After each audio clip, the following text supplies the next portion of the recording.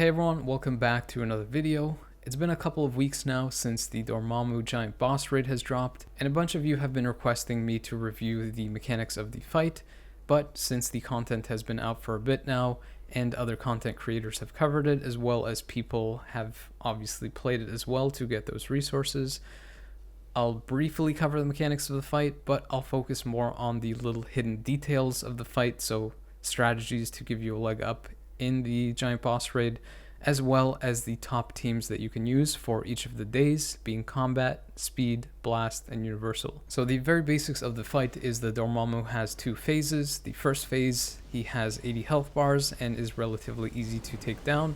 And then the second phase, he has 40 health bars and is much more difficult to take down, specifically because the pierce that you have is reduced very heavily.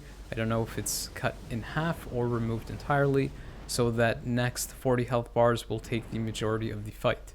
To give you some perspective and to save you time, if you can't beat the first phase with a minimum of 8 minutes left on the clock, you're likely going to struggle on the second phase and will more than likely not be able to finish it. Ideally, you want to aim for that 8 minutes and 30 seconds left, which is a good indicator that you will finish in time and that you're bursting through the first phase quick enough that you have enough time to finish the second phase. Moving on to the attack patterns, one of the skills that Dormammu does is he'll raise both hands in the air and start casting rings that start appearing, moving outward from him. All you really need to do is stand in the gap between the rings and you'll avoid the damage. If you get hit by the ability, you'll take a bit of damage, but more importantly, you'll be CC'd, which will waste you time that you need to deal damage. Another random attack that Dormammu will do is a narrow line attack that moves away from him, and you'll see when he does this because he'll usually do a fist on one side or the other of the arena, and that's where the line attack will occur. The attack will damage you over time if you stand in it, but usually after 2 casts of this ability, he follows up with a sweeping attack that not only does a high amount of damage, but also CCs you, so crowd controls you, and can actually push you along with it, causing you to lose your character. In the second phase of the fight, he usually does a variation of this, which is one line attack followed by a double line attack afterwards. Usually, as a quick tip, when he does the double line attack, you want to stand in the middle of it because you know that a sweeping line attack will occur right after, and it usually starts from the middle of where those 2 previous line attacks were, and then just sweeps across. So if you stand in between those 2 lines, you'll always be at the starting point of it and can avoid the attack entirely. Additionally, you can avoid getting locked down by this skill if you have guard break immunity or if you have a debuff removal on your team. When you get to the second phase of the fight, the very first thing that Dormammu will do is teleport someone to a little island where a mindless 1 minion will attack you. This randomly occurs throughout the second phase of the fight, and all you really have to do is beat the mindless one. He does have some cone and circular attack patterns, but they do very little damage, so once you beat him, he'll teleport you back to the main fighting arena. There's actually some hidden mechanics in this attack pattern, which is that anytime any player on the team gets teleported to that island, every player will lose their passive or fixed buffs. So that means that if you had supports, all those support buffs will be gone. And the only way to get them back is to change characters. I believe some people initially thought that it was only the person that gets teleported to the island loses their buffs and you have to kind of switch out after you get teleported back, but it happens at the moment when someone is about to get teleported for every player, so you basically want to switch out regardless if you get teleported or not, right after he points to a player that's about to get teleported. Just keep in mind that if you enter the giant boss raid solo, you won't get teleported at any point during the fight since it doesn't happen in the single player option. Usually a good strategy for the second part of the fight is that immediately when the first phase ends, switch to another character so that when the second phase starts and he selects a player to get teleported to the island, you can immediately switch to your main DPS character and have all your buffs back. But basically anytime that anyone gets teleported, every player should switch to their other character. Otherwise, you go the full length of the fight without any support passives, which is basically like just entering without any supports. To see this in action, you can see in the top left, my red and blue icons are my support passives, and as soon as the second phase starts, before he even does the teleporting or sending someone off to the island, you'll see that those buffs get removed. You can see that even a minute later into the fight, that blue icon isn't there because I haven't swapped, but the moment I swap, the icon returns and I get all my passive buffs back. Yet another random attack pattern is that he'll point to some part of the arena, usually over a particular player, and then the same kind of ring effect will occur that was seen with the previous attack pattern, but this time instead of originating from him and moving outward, it'll originate from a particular player and move outward from them. The attack is basically the same, you just have to stand in between the red area of effect. Once you get Dormammu under 20 health bars, he'll do another random attack in his combination of patterns, which is basically that he crosses his arms and then line attacks originate from him, moving outwards in a sort of cone pattern. It's relatively easy to dodge this, but after this attack occurs, random line attacks in random directions will occur for a few seconds afterwards. You have to watch out because the purple line denotes that these attacks have guard break penetration or pierce in a way. So if you get hit by this, it'll knock you out of whatever skill you're doing, even if you are in iframe. Also, if any of these orbs hit you, they actually do a decent amount of damage and can occur while other random attack patterns are being casted afterward. So those were all the random attack patterns, and Dormammu has 2 fixed attack patterns, meaning that these will always happen when he reaches a certain part of his health bar. So in the first phase, when you reach 40 health bars or go past it, he'll go into this attack, which is that he'll engulf 2/3 of the stage. It can either be the first 2/3 or the front and the back, leaving you with a very short strip to stay alive in. If you stay in the fire, you'll obviously take a lot of damage and will end up losing all your characters. Besides that, he'll also shoot these orbs in a kind of cone attack pattern, and all you really have to do is stay on that little strip where there is no fire and go in between the gaps where the spheres are coming. So basically you'll just end up going left and right on that little strip depending on where the orbs aren't. If you get hit by the orbs, you'll get knocked into the fire, so one thing you can do if you're in a bad position is just switch characters, since you get about a second of invulnerability, allowing you to get back into position and not lose your whole team. Because you're likely to bump into other players and restrict each other's movement, I would recommend that players spread out across the width of the arena. The other fixed attack pattern happens in Dormammu's second phase, when you get him to 20 health bars or less. At this point, he'll cover the entire stage in fire, one-shotting all of your characters one by one almost instantly, unless you stand in 3 very small, safe areas. These are always located in the same positions. There's one at the top of the stage, one in the very middle of the stage, and one in the bottom right of the stage. These safe areas are pretty small, but you can potentially fit 3 people in the same safe area, such as the bottom right, although I wouldn't necessarily recommend it since the targeting is sometimes kind of finicky and the safe effect won't activate. Another thing to note is that if you're on the Mindless One island, when he reaches 20 health bars, you'll immediately get teleported back, regardless of whether you've killed the Mindless One or not, and he'll immediately go into the attack pattern. So just make sure to watch out for his health bar when he reaches that point. And one thing I would recommend you do is to switch to another character, just in case you get teleported and there isn't enough time for you to enter the safe zone right away. You can use the buffer of losing one character so you don't lose your entire team. Another thing to note about the second phase, besides losing the majority of your pierce damage, or maybe even all of it, is that you get an instant damage buff of 200%. So if you want to help your character improve a bit more in the second phase, make sure you have an artifact equipped, ideally a 3-star one, since the damage scales even more with that 200% bonus.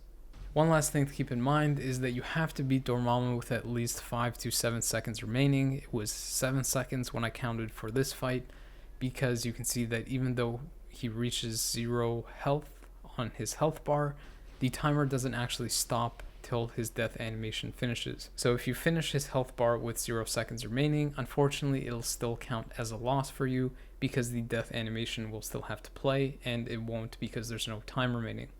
By the way, Dormammu's health changes depending on the number of players that you enter the fight with, so if you go in solo, he'll have close to about 1 billion health. If you go in with 2 players, it's a little bit more than that, and with 3 players, it's about 1.5 billion. As a reference from the testing that I've done, if your character can finish the fight in about 7 minutes or with 3 minutes remaining, that character should be able to solo in a 3-player version of the Giant Boss Raid.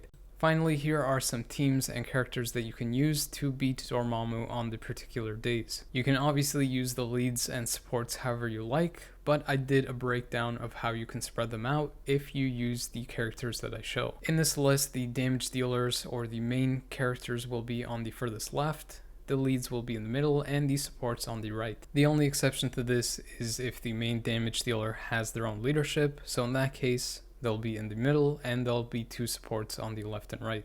The first 3 teams are generally the ones that I feel are best for the mode on the particular days, and the characters that follow can vary depending on the builds that you have, but I tried to guess kind of from my testing on how they would rank.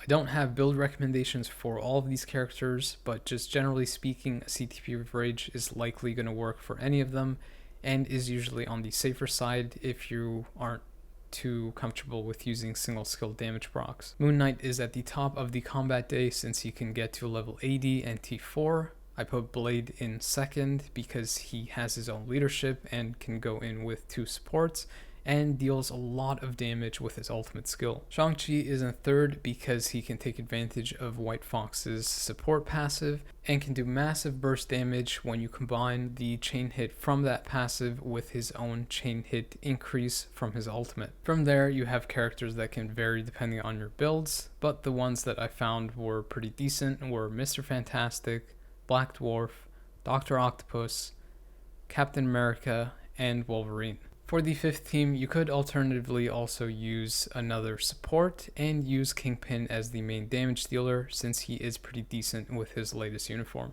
For the speed day, I put Makari at the top because she does insane damage and has tons of leadership and support options. Second would be Luna since she has very good healing for your entire team and does pretty good damage as well.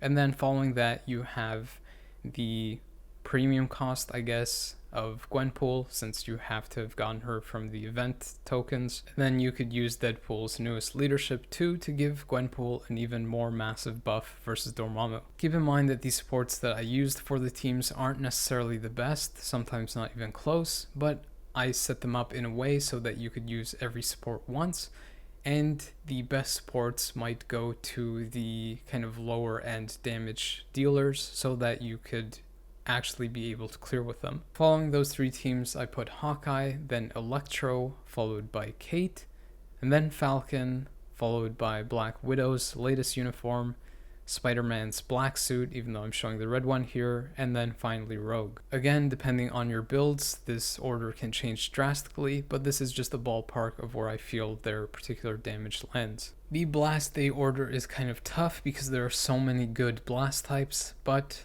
the top 3 that I put is Iron Man because he can get to level 80 and T4 like Moon Knight. Doctor Strange with his newest uniform is easily in second if not first because you can also use Wong's support, which gives you massive damage increase. Followed by that, you have Mephisto, a character that has been ABX meta for a while, and then afterwards you have Moonstone, which for some people might be pretty close to Mephisto or possibly better than him. After that, I put Sharon Rogers since she can utilize White Fox's passive and does massive burst damage, but she is a little bit tricky to play since you do have to take damage, but she doesn't have a lot of healing, so she is a bit fragile. Psylocke kind of falls into the same boat, though you don't have to depend so much on taking damage, so for some people she might be better. And then Cable follows after since he can be fragile, but also suffers from the fact that you have to stay stationary to do most of your damage.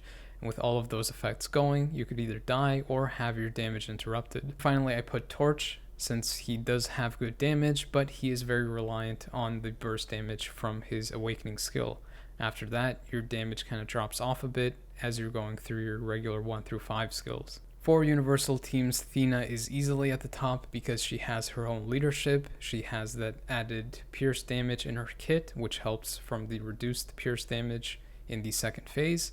She has a great support with Cersei, giving her damage and the debuff removal, as well as being able to utilize White Fox's passive. Wanda comes in second, since she has her own leadership, and you can utilize element supports, which give you actually a little bit more damage than regular supports. Following that, you have Dr. Doom. He's amazing not only in PvP, but also PvE, and now you can also use Wong's passive, since it affects magic tagged characters. After that, you have Supergiant, another great element damage universal character, which also has been ABX meta for a while.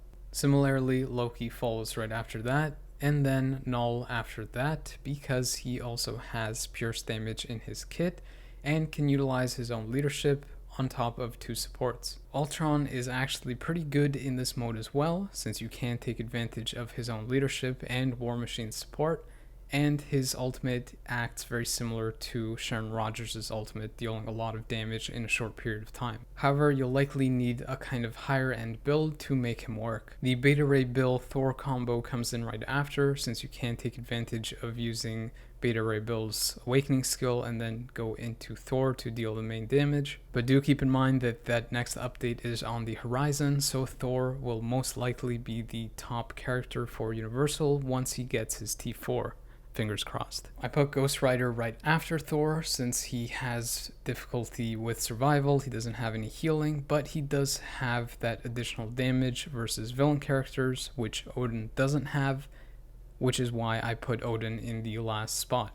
This doesn't mean that Odin is the worst of these characters. He could actually be better than the Thor Beta Ray Bill combo, but this is just kind of the ordering that I put depending on the survival and the other kind of effects that the characters have. So that wraps up the teams, strategies, and tips for Dormammu. And if you want my breakdown of the top 5 teams, it would probably be something like Thena, Doctor Strange, Iron Man, and then Moon Knight. Thor will likely be in the top 5, possibly first when he gets his T4. Also have a look out for some weird bugs that might occur in the fight, such as being stuck on the island, or Dormammu possibly casting that one-hit kill fire effect at 20 health bars again at some random point. But in summary, I think this is a great fight, and I'm excited to see more top-end giant boss raids in the future where you actually have to cooperate with your team to beat it. If you enjoyed this video and found the information useful, please consider liking and subscribing, or if you know some other people that are struggling in the fight or need some tips, then please consider sharing it with them as well. As always, thank you for taking the time to watch my videos, but the video is now over.